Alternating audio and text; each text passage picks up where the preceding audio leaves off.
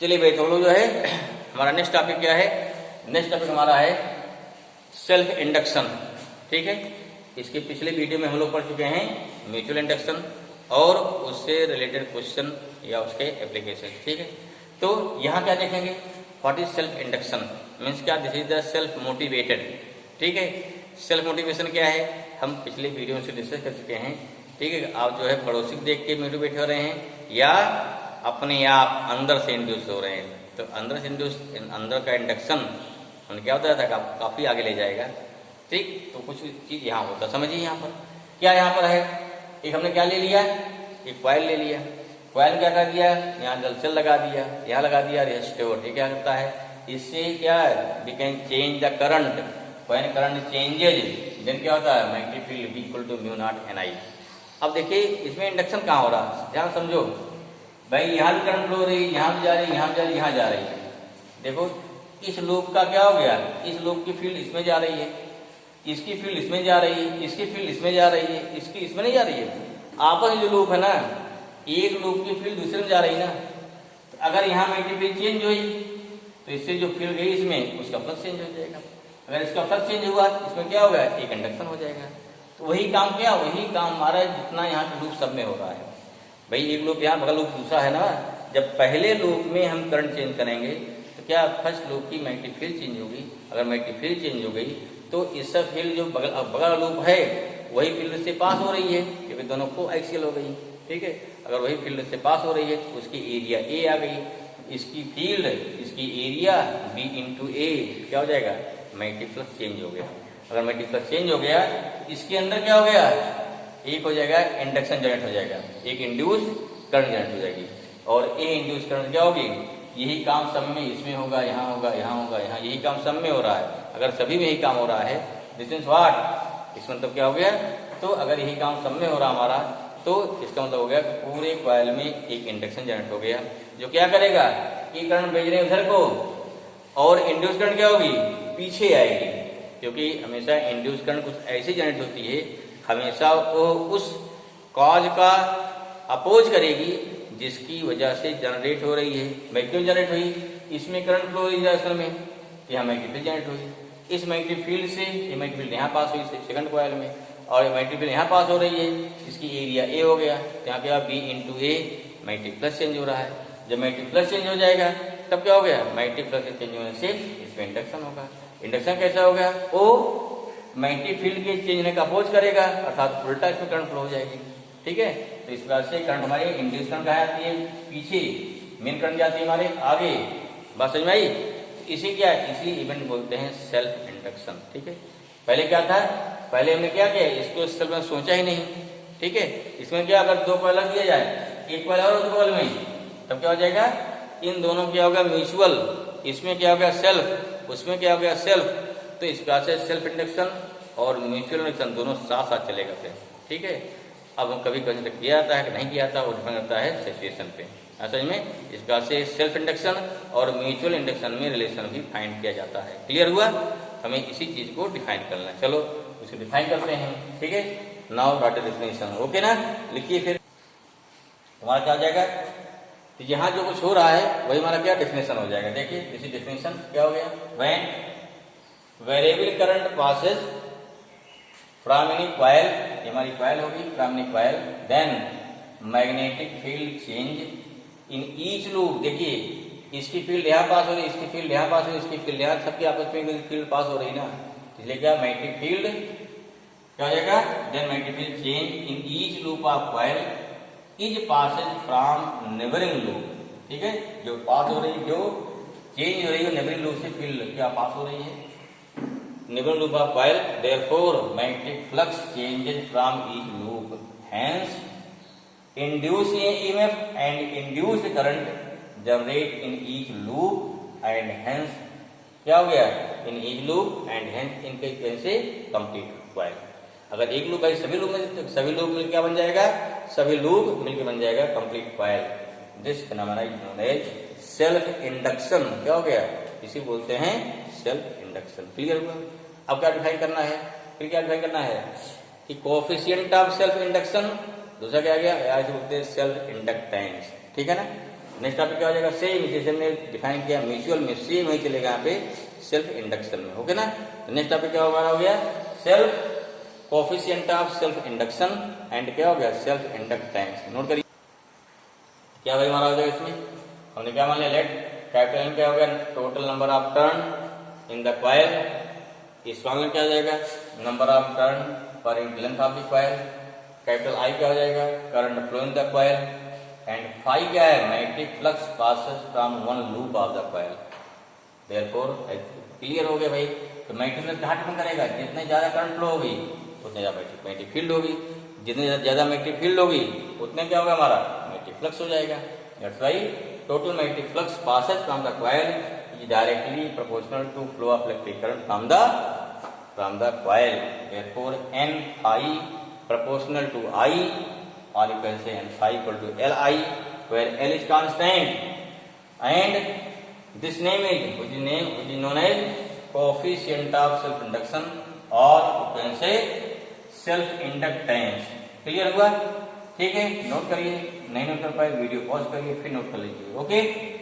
चलिए फिर क्या हो जाएगा, अब यहाँ हाउ वी डिफाइन L, नीचे क्या, देयरफॉर क्या हो जाएगा यहाँ पे, यहाँ जगह L इक्वल टू हो गया n phi अपान हो गया I, if I equal to कितना हो जाएगा 1 एम्पियर, क्या हो जाएगा L इक्वल टू कितना हो गया n phi।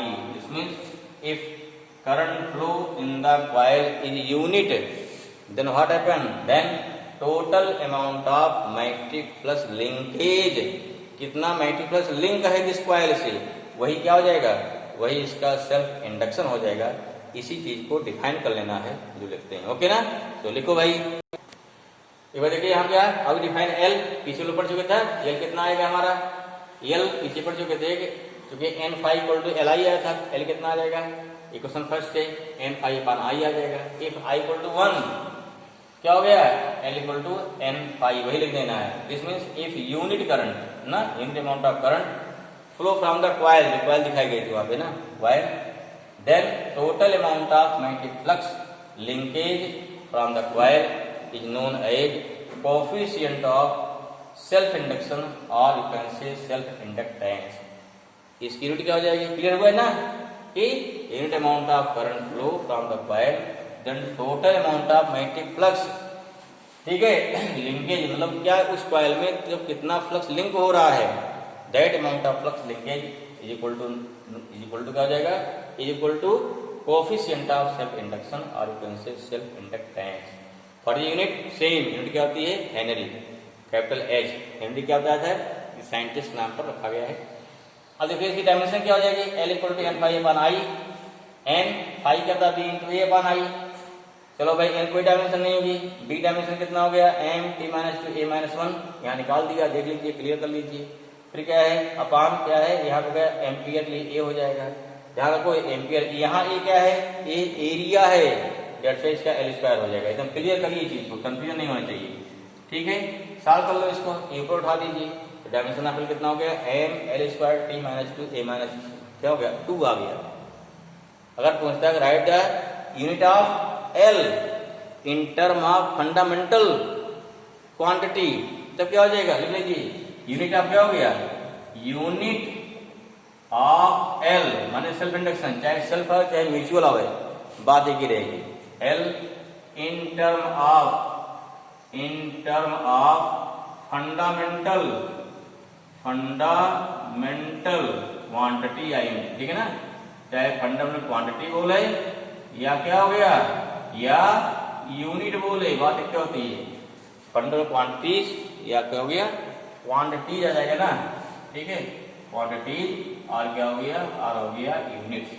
कितना हो जाएगा भाई, क्या आ जाएगा, क्या है, em पर किलोग्राम, क्या हो गया, किलोग्राम मीटर स्क्वायर, और क्या है t क्या है, सेकेंड, क्या हो गया, सेकेंड पावर माइनस 2, और क्या है, a पर एम्पियर, क्या हो गया, एम्पियर करंट हो गया माइनस 2, ठीक है। होगी आपकी यूनिट हो गई इन term of fundamental quantity, in term of fundamental. ध्यान रखिए, कभी पूछ लिया जाता है कि जब भी आपको पूछा जाए किसी भी फिजिकल क्वांटिटी की यूनिट पूछा जा रहा है फंडामेंटल क्वांटिटी के टर्म में, क्या करेंगे, लिखो डायमेंशन, डायमेंशन लिखने के बाद क्या करिए, सारी वैल्यू बिठा दीजिए। सबसे आसान तरीका ये होता है।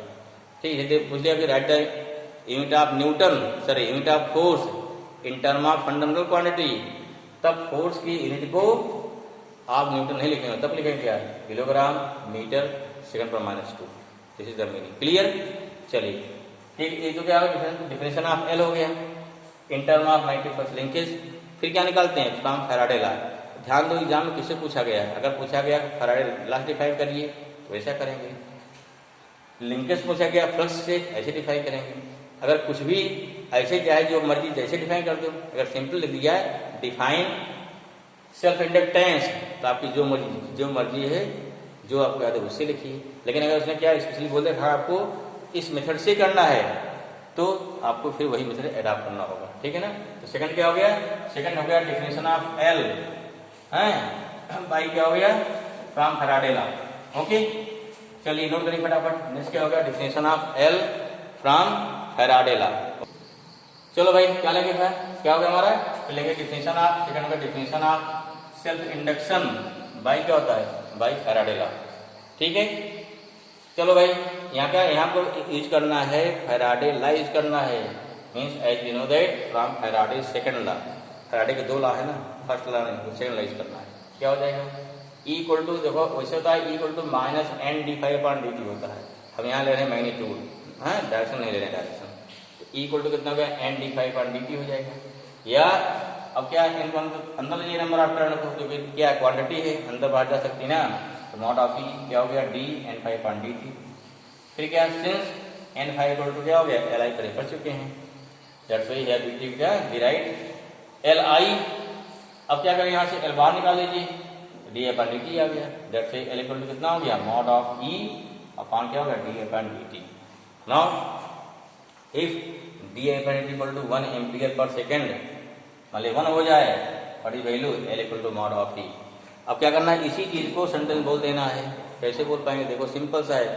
If the rate of flow of current from the coil is unit और you can say 1 ampere per second, then the amount of magnetic then the induced EMF generate in the coil is equal to क्या होता है, is equal to coefficient of self induction।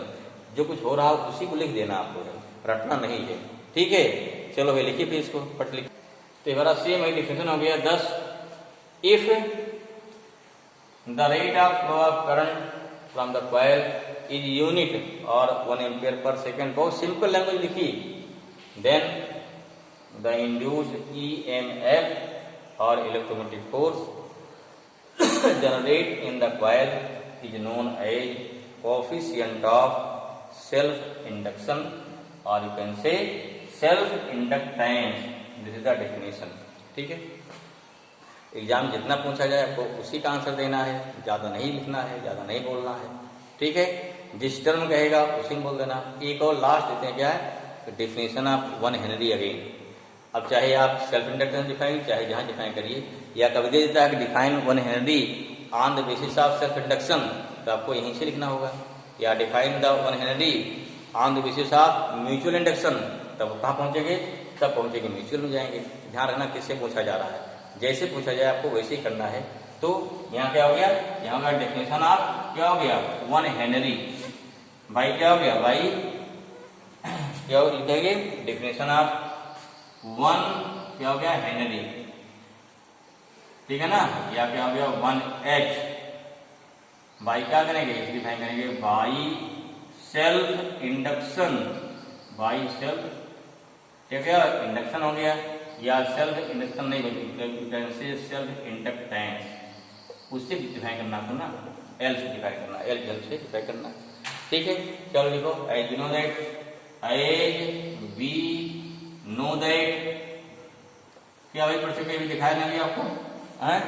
कितना आया था, L equal to आया था mod of E upon D I upon कितना आया था, डी टी। यहाँ तक फॉर्मूला आपको याद होना चाहिए भाई, तभी हो पाएगा ना।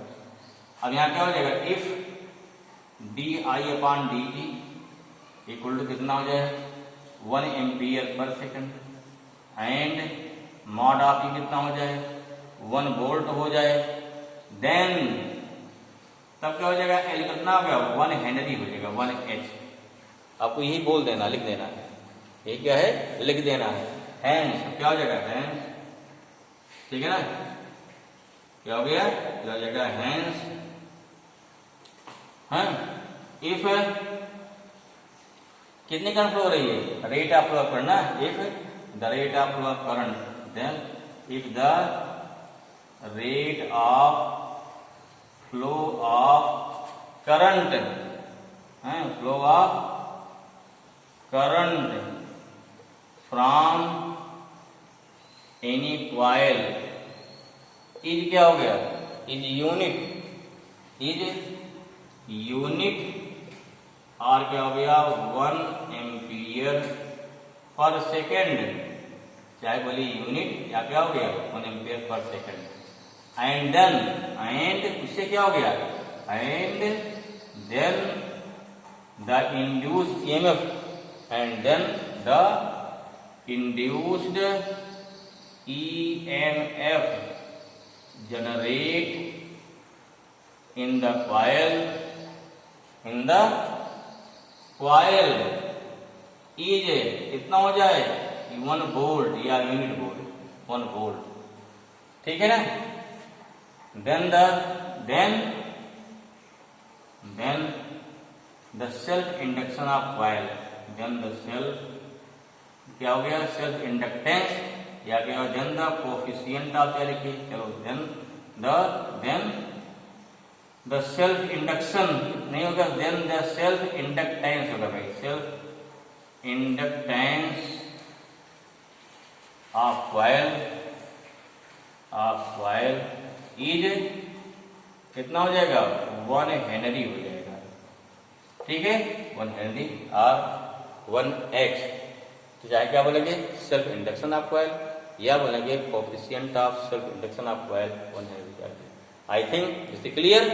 हाँ, क्या हो गया, hence if the rate of flow of current from the coil is unit और क्या हो गया, 1 एम्पियर पर सेकेंड, एंड क्या होगा उससे, then the induce generate in the coil, क्या होना चाहिए, generate in the coil is also कितना होना चाहिए, 1 volt, then the self inductance of coil is 1 Henry. So this is the definition of 1 Henry on the basis of self induction. पीछे define किए हैं on the basis of mutual induction। बात समझ में आई, clear हुआ। तो ये निकालेंगे, हमारा क्या हो जाएगा, ये सेल्फ इंडक्शन का हो गया डिफिनेशन, इस पर निकाल लेंगे, क्लियर। तो जो पूछा जाए, जैसे पूछा जाए उसी प्रकार से इसको आगे बढ़ाते हैं। क्लियर हो भाई, आया समझ में। आई होप कि काफी इंटरेस्टिंग रहा है, बस थोड़ा ध्यान देना है कि कैसे इसको जो है सिंपल वे में हमको इसको पढ़ना है, ठीक है ना। और आपको चीजें अगर समझ में आ रही, बढ़िया इंटरेस्ट आ रहा है, तो सर्टेनली इस चीज को आगे अपने फ्रेंडों में, आगे अपने दोस्तों में शेयर करिए, ठीक है। चैनल को सब्सक्राइब करिए, ठीक है, जिससे कि हमको भी मोटिवेशन मिलता रहे कि आप लोग इस काम जो है अच्छे से कर रहे हैं, ठीक है। क्योंकि नॉलेज जो है जितना बढ़ाएंगे उतने आपको बढ़ेगा। आपको समझ में आ रहा है, अपने फ्रेंड को समझाइए, अगर आप समझा देंगे बढ़िया से, शायद उनको और समझ में आएगा, उससे ज़्यादा आप समझ में आएगा, ठीक है भाई। चलिए, ओके, थैंक यू।